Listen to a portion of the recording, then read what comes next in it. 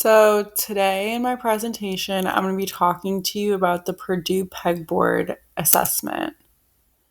This is a demonstration, but we'll come back after we talk about it a little bit.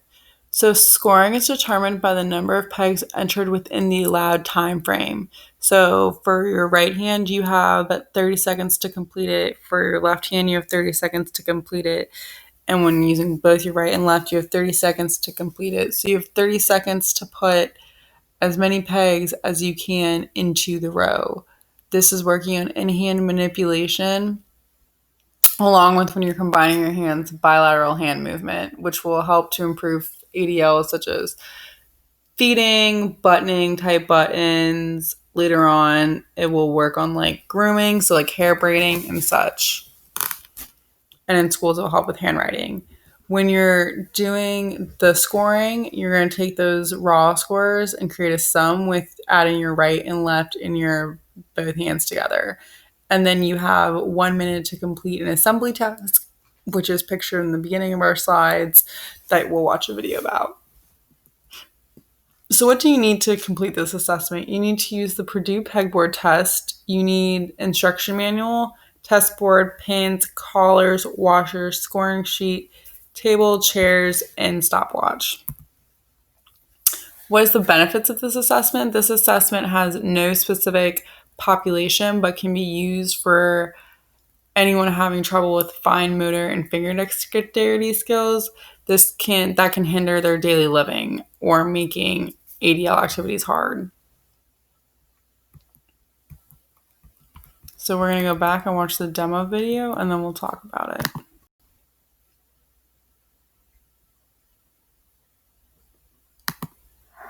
Alright, so we're going to be administering the Purdue Pegboard test to test your dexterity bimanually and your bimanual skill. So, first thing you're going to do is take a peg with your right hand and put the pegs in the hole, like so.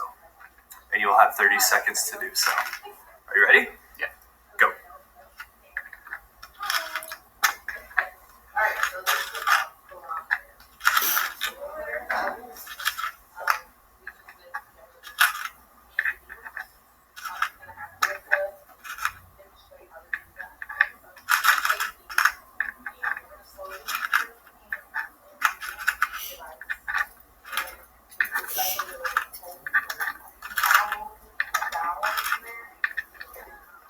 And stop. Good. Alrighty, so the next thing you're going to do is you are going to take a peg with your left hand and do the same thing in this column. Right. So let me know when you're ready. Ready. Go.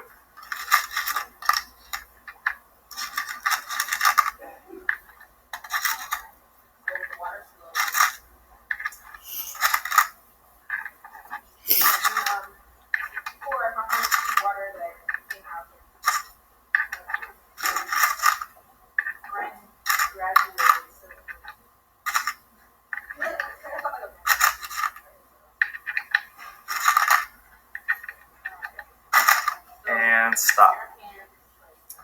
Alright, good. So it looks like you got 15 with your right hand, 14 with your left hand. Good. Alright, now you help me take these out.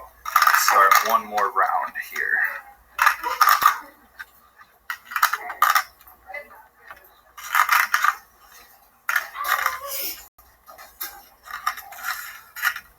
Okay, so for this last round, it's going to be a more complicated assembly task. What you're going to do,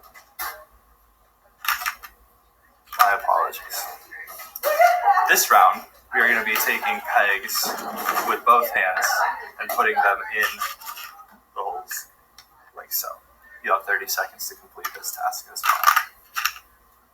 Ready? Go.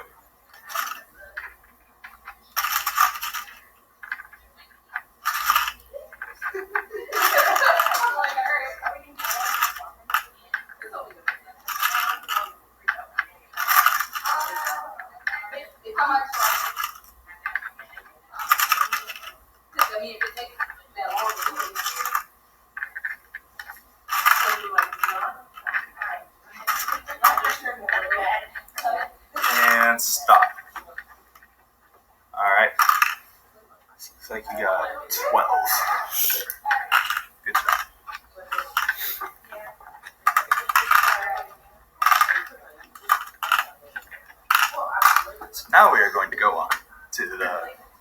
complex assembly task, and you will have 1 minute to complete this task. So what you're going to do is you're going to take a peg, then place a washer, then place a collar, and then place another washer. You're going to keep both hands moving at the same time and keep doing this until a minute has passed. Make sense? Yeah. Got it? Okay.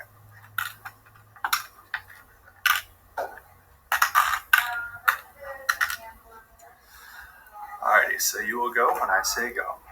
Ready? Go.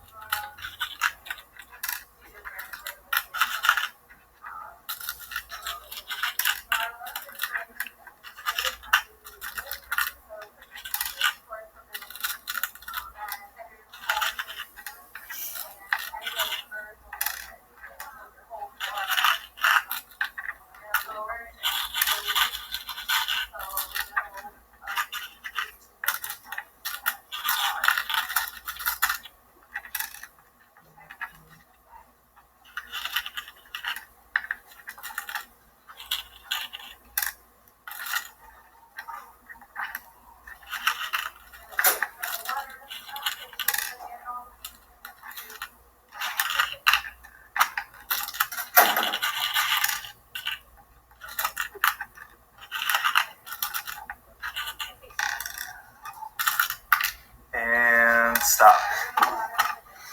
Good job. Looks like you got 9 whole ones. Great work.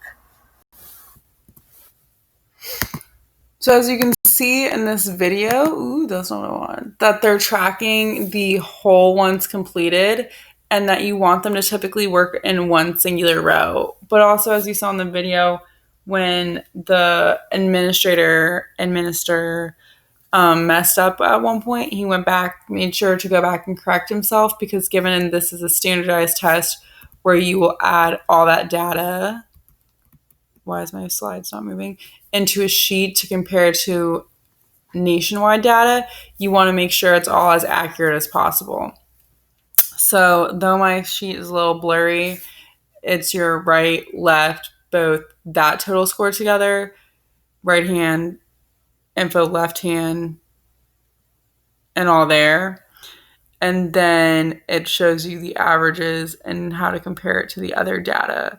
So this sheet will be in your manual that you have when they talk about your materials, your per instructor manual. All the scoring data will be there, and it will show you comparisons to show you exactly what numbers go where. So it's pretty foolproof, but make sure to go over this before ever administering it to a patient or client. And if you don't have questions, always ask your OTR or anyone at the clinic that's familiar with this assessment.